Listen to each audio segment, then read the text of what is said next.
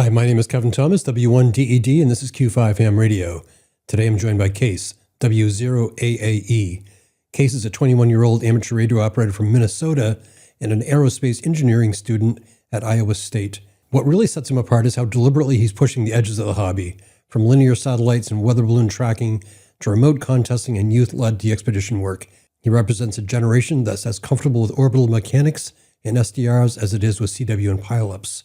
He's also the 2024 recipient of the ARRL's Hiram, Percy, Maxim Memorial Award, recognizing both technical excellence and leadership. Q5 Ham Radio is supported by DX Engineering, helping operators build stations that perform when it matters. Kees, it's great to finally have this conversation. Welcome to Q5.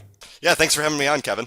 You've certainly got an impressive resume. I think the first heads up I got about W0AAE was from Dan W0CN, who really was singing your praises in his email. Aeronautical Engineering at Iowa State, the Hiram Percy Maxim Award. Just some really amazing things you've done at a very young age. Tell me how you got started in ham radio. Yeah, so back in like 2014-ish, I'm going to go back a decade actually. I got my license in 2018, but 2014 was kind of when I got started in electronics, ham radio, and science and stuff like that. There's a nearby museum called the Pavek Museum of Broadcasting in Minnesota. It's very, very popular in Minneapolis. All the hams in Minneapolis know what this place is. Well, my dad took me to classes. He's an electrical engineer. He took me to classes and stuff there with like AC circuits, DC circuits, kind of the basics of circuits and stuff like that. We got to build really, really fun stuff. Actually, this AM receiver right here that's actually next to me, that was a lot of fun to build. We built AM transmitters and stuff like that. So I kind of got some experience with RF and broadcasting and stuff like that. Well, there was this ham shack there. They used to have an amateur radio club there, and I saw on the wall on this ham shack a map of all the contacts that they made with tacks in it, and one was Antarctica, and I was like, "Ooh, this is interesting. I've never really heard of this before." So that was kind of my big leap into it, and I wanted to learn more because I never knew that you could actually make contacts with people with just through the ionosphere around the world and stuff like that, with just a radio and an antenna in the backyard. So my cousin was actually into amateur radio for a while. He also went to Iowa State, and he's no longer active, but is trying to get into the hobby again. But so I'd kind of known what ham radio was. I saw the bumper stickers saying ham radio save lives and stuff, and so that was the really big kicker for me. I got a bow thing, and in 2018 is when I really pursued it. So in the spring of 2018, I got a book, K4IA's really good technician class book. Studied for that and got my license in August of 2018, technician license, and then I was on Echolink like every single day, which is kind of a boring thing now that I think about it. And it was really boring, It wasn't cool or anything like that. Just through the internet, repeaters, stuff like that. And I wanted to do more, and I learned about HF and stuff like that. And that's where the peak of radio really took off for me. So in February of 2019, I got my general class license, which I studied for over Christmas break of 2018. And it was just off to the races from there. I was into satellites for a little bit. And did that for a while, and then my dad got me a IC 7300 the Christmas of 2018. I wasn't in general class yet, but Christmas of 2018 I got my IC 7300, which was the best Christmas present I've ever had. Still use it a lot. I actually have two of them now for SO2R for contesting, but yeah, that's where it really took off. And then I started getting into contesting and stuff like that in WPX-CW or WPX SSB in March of 2019. It was my first contest. I made like 20 QSOs, but yeah, it was kind of all from there. And then I just tried to get into many different aspects of the hobby as much as I could. So that's kind of where it started, and it's been a lot of fun ever since then. Well, I love that you started with this sense of wonder that you could actually talk to people around the world via the ionosphere, which is exactly what got most of us hooked, myself included, back in 1976. I guess what I want to ask you is, at your age, why was that so impressive when you have the internet and cell phones and all sorts of different ways to communicate around the world? Well, that's the interesting thing. I didn't really have the internet. I was more of a kid that played with electronics. I didn't really go on the internet. Like, Echolink was my first kind of experience with the internet. I was kind of a weird kid in that sense because I didn't really play video games. I didn't talk to people over the internet. You know what I mean? Like communicating face to face with people over the internet and stuff like that. And so it was a new medium to me about talking to people all over the world via the ionosphere. I didn't think the internet was that cool of a thing, and now I realize what I can do with it now. So it wasn't really a turn off by any means, the internet at all. So now I use it for remote operating, which I've really taken a step farther. I do a lot with remote operating and internet operating and such like stuff like that. So it is definitely a tool in the toolbox to really expand and gain interest in amateur radio from the youth. I think if we can gain interest from youth with using internet and remote operating and using radios and such over the internet, I think that's where we'll really take off. So yeah, it wasn't really a turn off by any means. Just communicating with people over the ionosphere was just something crazy, and didn't involve anything else. So that was pretty cool. So what was the feedback you got from your peer group, not only in high school, but now that you're in college? What kind of feedback do you get from people? Because I can tell you, at my age, I still get people that they kind of understand what ham radio is. They thought it went out of existence long ago, and trying to explain to them what it is and why it's so much fun is sometimes difficult. But what do you experience at your age? They're actually really, really interested in it. When I tell them how many countries I have like 190 DXCC. I don't really try for DXCC too much, but when I tell them what I can do, I can communicate with people over satellites. We have at Iowa State, we have these satellite antennas on top of the building. They, especially aerospace people, they really think that's really, really cool. Like they're interested in the technology aspects. Maybe not the contacts. I'm into the contacts. I'm not really a technology kind of guy. I just want to make a lot of contacts. But the people who are like in electronics, my friends and such, they really enjoy it. My people in high school who are now like business majors and stuff, my friends in high school, they didn't really grasp it too much. They thought I was a nerdy kid that just wanted to talk to aliens and such. Like satellite operating, they're like, what's a satellite? They don't understand the technology behind it. But the people who do, like in my atmosphere that I work in, aerospace engineering, they really grasp the idea, and that's what made the club at Iowa State very, very popular and such. So the people who get it, and some people just don't get it and they don't enjoy it, and it's just the way it is. So yeah, kind of interesting in that respect. So where did you find the mentor group that helped you understand more about ham radio? We have a local club here, Maple Grove Radio Club. I'm no longer active because I've been away from it for so long, but that's where it really started. They helped me get on HF. They helped me realize what HF was, but it really took off with Minnesota Wireless Association. I've been very, very active in contesting. These guys helped me set up my first big station here at home. I have around 6 or 7 antennas in the backyard, dipoles, and then a tri-band Yagi. Well, first they helped me with a few dipoles that I still use actually. There were N0KK, I think K0AD, and a few others. N0AT helped me a lot with getting these new antennas up, and these guys were local Minnesota Wireless Association guys. So getting plugged into this group was really, really big. But in 2020, when the pandemic started, it was around February, I got plugged into Remote Ham Radio. What Remote Ham Radio does is they're a for-profit company, but they have a few stations on this youth network that they allow youth to use pretty much for free.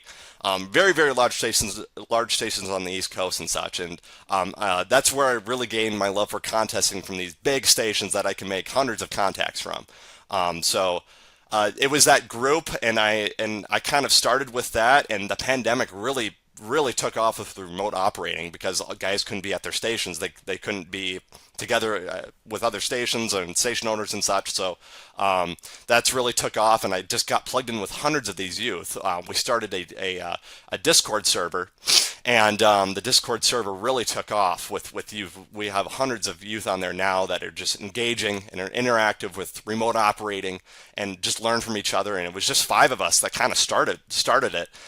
Back in 2020 during the pandemic. It's just taken off with this remote ham radio stuff, and it's just been fun to use, and just the connections that you make through it are just insane. Like I know like Tim Duffy, he invited me to his station for CQ Worldwide. I couldn't do it this year because of traveling, but for CQ Worldwide CW, and it's just these massive networks that you just gain from emailing people. They'll take you into your station, but that network and remote ham radio really took off from there. Yeah, I want to underscore that. Remote ham radio has done a great job in general, but specifically for youth operating, it's been fantastic. One of the questions I have for you, do they allow a youth operator to spend 48 hours doing a contest, or is it more limited? Yeah, so I did my best contest that I did a few years back. I think it was 2022. Yeah, I was a senior in high school, 2022.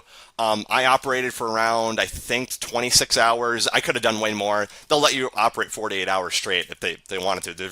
There's really no limit. But I operated a station on Long Island in Secret Worldwide CW. I made around 2,400 QSOs and won the youth plaque. And that was a lot of fun. But just like that, the stations that are on there are just amazing, and giving the opportunity for youth to put up big scores. That was my best CQ Worldwide CW with one radio, and then last year I broke that record by quite a bit. So yeah, it's just giving youth the tools to really push big scores in the hobby. Big technology in the hobby is just really, really huge. That's what I love about what they're doing. I mean, we keep talking about bringing youth into the hobby, but the best thing for any of us, whether you're 24 or 44, is get on the air. And if we make it easier for people to get on the air, I think that's when you really get hooked. So I totally will admire what they've done for certain. Kees, I'm trying to follow the thread here. Your dad introduced you by taking you to this place, and you saw ham radio for the first time. But I'm understanding he's not a ham radio operator, yet you have some equipment in your backyard. So it sounds like you have a very supportive mom and dad that they let you take over the backyard. Tell me about that. Well, yeah, that's the interesting thing. So my dad actually does have his license. He never really been on the air before. He made like one contact over the HT, but he's an electrical engineer, so he knew the math. He knew all the electronics, RF stuff like that. So it was easy for him to get a license and stuff. But they find it kind of amusing because I can get scholarship money out of it, not to like brag or anything, but it's true. They were like, wait, you can actually get scholarship money? Okay, you can do whatever you want with this hobby. That was the big thing, and they're so supportive of what I do. I spend all my time, pretty much all my free time with radio and all my money with radio that I've saved up. So they just as long as I'm pushing the hobby forward, I guess, and putting some stuff on the resume, they're really, really happy and really enjoy the cheer I get out of it and stuff. And I was just telling them a few days ago, hey, we've got this new satellite station at Iowa State, and it's all automatic. All automatic rotating, and radio's all automatic and stuff, Doppler correction. And they're like, oh, that's kind of interesting. Okay, as long as you have fun, go ahead and do whatever. So yeah, it's pretty fun. And we should say for the audience, because we talked about this off camera, you're just back home in Minnesota, in the middle of your junior year at Iowa State, degree in aeronautical engineering, correct? Yeah, aerospace engineering. So yeah, it's close enough to aeronautical. There's a little bit of a difference with a space aspect. But yes, just got back home, done with finals yesterday. So really, really happy and everything. The dopamine's definitely set in that I'm done for 4 weeks. Yep. So for the sake of, the audience, and also from my edification, what's the difference between aeronautical and aerospace engineering? Aeronautical is more airplanes and such, so more stuff in the atmosphere. Aerospace is more both aeronautical, some aspects of aeronautical, and some aspects of space, so like space travel, stuff like that, rocketry. All my classes right now are based around airplanes and such, so like fighter jets, aerodynamics, stuff like that. So it's all in atmosphere stuff. Next semester it'll be more space-based astrodynamics, orbital mechanics, and stuff like that. But what I want to go into is more space aspect. Ham radio is really kind of pushed me toward aerospace. It's kind of funny. Everybody thinks you go into electrical engineering because you're a ham radio operator. That was not the case for me. I wanted to go into aerospace because of the satellite aspect. Very, very active in satellites and such. So that kind of pushed me toward the aerospace side, and I want to go into the deep space network, which is run by NASA. It's where they collect telemetry and stuff from these deep space probes that orbit Mars and go out to the very the outer rims of the solar system and such. So that's what I want to go into, is more the communications aspect, gathering telemetry, orbital mechanics, and stuff like that with spacecraft. So I hope to kind of get plugged into that network. I've met a few people through ham radio who've done research in that sector of aerospace, and I hope to continue down that line and stuff. Yeah. I suspect with your enthusiasm alone, you'll open some doors. So you've talked about a lot of different things. One of the things we haven't talked about yet is DXpeditions, and I know this has been something that's interested you. Tell me how you first got involved with DXpeditions and what that effort was. Yeah, so I got involved with DXpeditions. It was probably last year at Hamvention 2024. This guy came up to what's his call? I think it's W0AAE's. Man, I'm blanking right now, but Greg W0AAE's. Yeah, there we go. Greg, thank you. I talk to him all the time and I was blanking. Greg came up to Neil Rapp in 2024. I'm very active in Youth on the Air, but he came up to Neil Rapp in 2024 at Hamvention and was like, "Hey, I'm doing this youth DXpedition to Rotuma. I want to get as many youth as we can in remote operation. We want to do youth remote operation. We want to have youth on site at Rotuma Island." And Neil contacted me that day, texted me and said, "Hey, do you want to run this DXpedition? Do you want to help like organize the remote operators and stuff?" And it kind of took off from there. I just got plugged in with Greg. Greg knew so many people in DXpeditioning, and that's kind of where it took off. So in Rotuma in October or November and December of 2024 was the Rotuma DXpedition with a few youth on site on Rotuma Island, and then also a few remote operators. There were like 40 remote operators that were all the youth, and just a lot of fun. I got to experience the I didn't really operate it too much, but I got the experience of leadership in ham radio.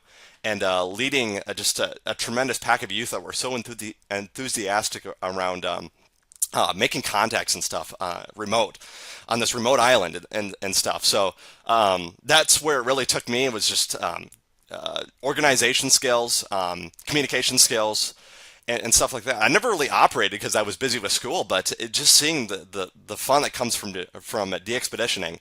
And I've had to say no to so many DXpeditions because of school and work and stuff. And I hope to, when I graduate, kind of get into a life of DXpeditioning and contesting and going to these fun places to push my skills and make as many QSs as I can from these remote places.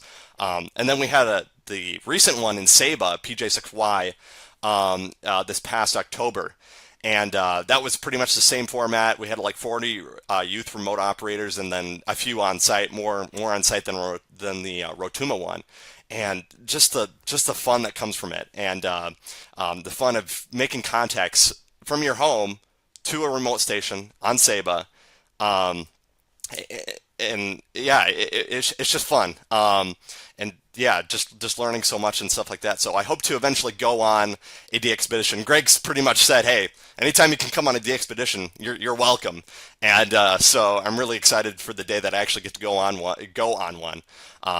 And I've wanted to do DXpeditioning sorry, I moved some stuff. I wanted to do DXpeditioning and contesting and stuff. I want to go down to the Caribbean sometime and operate one of these big stations, single op, and test my skills at 2BSIQ, SO2R, CW, because I've really practiced that for so long, and getting to kind of feel the pile up from these remote places would be awesome. I had one this past CQ Worldwide CW 2025. I was honored to be invited to ZF5T remote to do the remote operating from their side, and that was just a blast. You know, I had a few 200 hours on 20 meters with just a single radio. That was my first time experiencing the Caribbean propagation, and so and I'm a rate guy. I don't really like SNPing too much. I just want full rate. So eventually I want to go down for a single op and operate like a 48-hour like Chris and Dan, KL9A and N6MJ, those guys. That'll be in the future when I graduate and have a life and stuff and have the money to do it. But yeah, DXpeditioning has really taken a fun turn in my life, and I can't wait to continue it in the future. Well, that was a great team for you to get involved with. I was really impressed. I was watching the online scoreboard all weekend long, and Zeta5T just was doing a fantastic job. And I think they ended up just neck and neck with TK0C. I think log checking will actually tell the story there. But what a great opportunity for you to be kind of rubbing shoulders with those kind of operators, some real excellent veterans there. Kees, you strike me as somebody who never shrinks away from an opportunity. But when you talk about leadership and DXpeditions, what were the challenges that you had to overcome when you opened up that door? Yeah, the interesting thing, I think the hardest thing is communicating with people. You have so many remote operators on these remote DXpeditions, and all of them are kind of not on the same page, which is normal. Everybody has their own lives and stuff, and I've tried to streamline schedules and stuff as best as I can. So I have kind of everything automated. I have Google do everything for me. So I'm busy with school. I have exams during the past Saba one. I had so many exams during the past Saba one. So I tried to have everything kind of automatic where people would sign up and kind of be put into the system and schedule automatically, and they could change whatever they wanted to. And it seemed to work really, really well. The debrief was huge because I was asking people, did I do well? Was it easy for you guys to work it? And they were really, really happy with the scheduling and stuff. They didn't have any issues with how it was run and stuff. So I'd say the biggest issue is communication, because you send a mass email to people, and then a million people interpret it a different way. So you have to be very, very detailed in your emails and scheduling and stuff like that. And so yeah, it's just.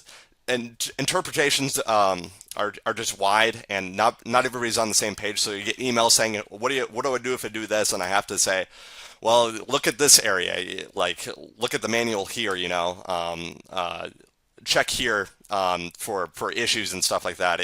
If you need help, check here, and it'll guide you along. So it's difficult, just communication, and it's a hurdle that you have to overcome. But once you start operating, it's really fine. Yeah, it just goes by so quickly, and people get it once they get it, they get it. Do you have interest in leadership after you graduate? Possibly, I don't really know yet. I'm a guy who really likes to operate. So I kind of got thrust into this area of leadership and stuff like that, and organization, which I'm fine with. I really enjoyed it, especially the developing ways to streamline systems and stuff like that. So I wouldn't really say I enjoy it too much, but it's kind of a fascinating part of the hobby that needs to be explored more, I guess, by people. I mean, not very many people want to take on leadership positions, so I'd be all right with doing it. So, Kees, in 2024, you were awarded the Hiram, Percy, Maxim Memorial Award. Tell me about that. Yeah, so actually in 2023, I was awarded the Amateur Radio Newsline Young Ham of the Year at Huntsville, which is great. Very good people who sent in good letters of recommendation for me. Neil Rapp, WB9 DPG, AC0W from NWA. Those guys just were put in great effort to kind of highlighting my achievements in amateur radio. And then 2024, I won the Hiram Percy Maxim Award from the help of MWA, Neil Rapp, those guys. And so it was just an honor to be awarded an award by the ARRL that is so kind of highly sought after by youth, to be kind of recognized in that way. I mean, Hiram Percy Maxim started the ARRL in the 1910s and 1920s, and kind of pushed radio to its limits. I mean, he developed the gun silencer and was very innovative. So just to be honored by a guy who's passed on, whose legacy lives on, it's just amazing, and I can't wait to continue that in the future through pushing the technological limits of amateur radio further in all my stuff that I do. So a number of times in this conversation you've mentioned contesting, and I never jump on that thread, but obviously I have a huge interest in contesting. I have the Contest Crew North America and Contest Crew Europe. I love everything you said about rate and your enjoyment of it. But tell me more. When was the first moment that you realized that rate was fun, pileups were fun, and you might want to do a contest? Yeah, that's a good question. So I'd probably say when I got into CW, I got into CW during the pandemic, May, June-ish of 2020. Actually, in May 2020 is when rate really started to kind of kick my brain. I remember watching a Contest University thing from 2018, 2019 about 2BSIQ from Dan N6MJ.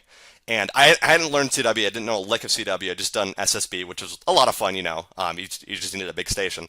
And that's where it was like, okay, this is what I've been looking for, you know. I need to learn this CW thing. And he said, you need to be up to like 45 words a minute, 50 words a minute to kind of do this 2BSIQ thing. And I was like, oh, great. Let's see if I can do this. So in May 2020, June-ish of 2020, I started CW with this Learn CW Online program, which is a great program. I highly recommend it to anybody who's getting started in the CW thing. Um, it's just a website, log in, and it's pretty simple. You can just learn it from there. But I started with that, and about 3 months later, I was doing RUFZ at around 60 words a minute of call signs. So I believe like the young brain can really learn stuff fast, and that's kind of what I wanted to do. Was learn this fast, get into 2BSIQ, get into CW, get into high rate contesting. So that's kind of where it started, and stuff. And from there, it just kept growing. I built my own station here, kind of from scratch, with some help from some people. And then I gradually started building it into SO2R and 2BSIQ. And I've been, and then CW Ops. Started in CW Ops, which does their Wednesday, their Wednesday contests, their CWTs. And those were just great for rate, you know. You can set on one frequency on two radios and just call CQ, and the nation would call you, you know. And my station's built for mostly domestic contesting, so that's where it really took off, where I really felt the rate pull, you know. Like I mean, I'll S&P every once in a while, you know, but the rate is where it is. And so just doing 2BSIQ now, and SO2R, and really pushing the limits there, it's just been so much fun.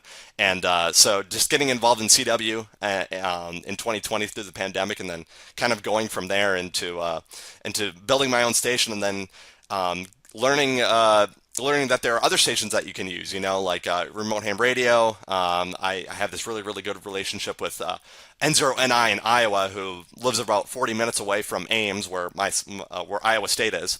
And I go to his place every once in a while. He has a massive station, big low band antennas, stacks for 20 meters and 15 meters and 10 meters, and I go there every once in a while and just do a contest, and his station's set up for SO2R multi-operator, so I just go there and do a contest, and it's just been so much fun to learn from these big guys, you know, these guys who will let you use their station for a weekend and make thousands of QSOs. So that's where the rate really pulled in, using these big stations and learning CW. So I can't wait to go forward with it. So clearly you've mentioned contesting from home, your home station. You've done some multi-op in-person. Obviously, ZF5T was a multi-op remote. Have you done any single ops as a guest op at a different station? Yeah, so the big ones that I've done is from Tony's N0NI. I did Secure Worldwide CW last year, 2024. I'm from his place. Interesting thing, Secure Worldwide only every 5 years, happens on the weekend before Thanksgiving. The weekend of Thanksgiving, I'm always busy with stuff. I got to travel back to school and such. Well, last year in 2024, it happened before Thanksgiving. That only happens every 5 years. And so I knew I had to put in a big effort. This is one of the only WRTC qualifying events for Secure Worldwide, and I was like, okay, I got to put in a big effort. So I contacted Tony like a month before, saying, hey, can I do Secure Worldwide CW from your place just for this weekend? And he was all for it. He doesn't really do too much with contesting anymore. He does 160 meter contests, but not anything with the big ones. He loves the low bands, but doesn't really like the high bands too much. So I went over to his place for Secure Worldwide CW, and I made around 3,600 QSOs, which was the W0 QSO record. It wasn't the scoring record. That was done by a guy who was very, very qualified, but I got the QSO record from his place. and that was just a blast. That was the first time I've operated for 36 hours straight, um, and so that was my first kind of uh, guest op, I guess you could say, from a station. And then I also have a station near me. The call sign's K0SF. He isn't really known in contesting. He's mostly a DXpeditioner or a DXpedition caller, but he has a very, very good station. He's an electrical engineer and built the station to be a DX station. It's a single tower with a few monobanders and a 40-meter Yagi at the top, with a good 80-meter phased array as well. And it's just a great contest station. It can't do SO2R because of the switching at the top of the tower, but I go there. It's just a few miles away. I go to his station and operate a few contests, like the NAQP SSB. I mostly do SSB contests from there because I mostly do single radio SSB operating. But I go there for contesting and doing DX every once in a while, and that's just a blast. Last NAQP SSB in January of 2025 here, as a team, the Minnesota Wilds Association, 5 of us, we won the team championship for NAQP SSB, and that was the first time I've ever kind of won a big one, from NAQP. So as a team, W0CN Bill, or Dan, he was on that team, that was the first time I've ever kind of won a big one, won a big plaque. I've won plaques from CQ Worldwide in the past, but that was the first time I've ever won a big plaque from a guest op. So that was just a lot of fun. I hope to continue guest opping from these big stations and eventually go down to the Caribbean and try to find a single op guest op that I can do. So you mentioned earlier Dan N6MJ and Chris KL9A. Are there other contesters that you pay particular attention to or that you're learning from that you maybe aspire to be like? Yeah, so those are really the only ones that I can think of. I mean, Bracco obviously is a really, really good one. K5ZD, I mean, he's always there and always loud. AA3B, I contacted him a few years ago regarding this SO2R thing, and so the community is really, really interested in getting these youth, K6JO knows this, getting these youth interested in this contesting thing and kind of finding them a station, that they can push their limits. So those are really the only ones. Just seeing the younger generation kind of grasp this thing and run with it. It's just been tremendous in that respect. But just seeing the big high rate guys do their thing all the time and learn from them, like what you do with their interviews and stuff. It's just been so much fun, and I hope to continue kind of doing that in the future. Well, your enthusiasm, again, is contagious, and it just gives me a lot of hope for ham radio in the future. But what do you think ham radio in the future will look like 10 years from now, 15 years from now? Yeah, so around 10 years from now, I think it's going to be a lot of remote operating. Even though we've kind of pushed that button too many times, we've beat that dog to death, I guess. I think it'll be a lot of just pushing the limits of remote operating. I think AI will be a game changer in contesting because we'll get a real-time map of what's happening with the ionosphere, a real-time prediction of what's happening with the ionosphere, and contesters can decide what to do, what bands to go to, whether to run or SNP. I think that'll be a big game changer, is the introduction of AI to ham radio, and I hope somebody kind of runs with that. I think that'll also be integrated into like the contest online scoreboard. That's just a great program, and I think that'll also play into AI aspect of saying, hey, do this to maximize QSO rate, or do this to maximize malt total. So I think an AI kind of helping you along the way, whether that's blasphemy or not in amateur radio, I think that'll be kind of huge to really push the coolness aspect of amateur radio and kind of compelling youth and tech geeks into pursuing this. So that'll be the cool day when we eventually hit that hurdle and kind of push remote operating and and this AI thing forward in amateur radio. It'll be cool. Kees, as we wrap up, where can we find you in 2026? What will you be doing in 26? Yeah, 2026 will be interesting. Honestly, don't really know yet. WRTC is definitely a big one. I got selected for WRTC as a single op, or not a single op, a youth operator, going with W0AAE's.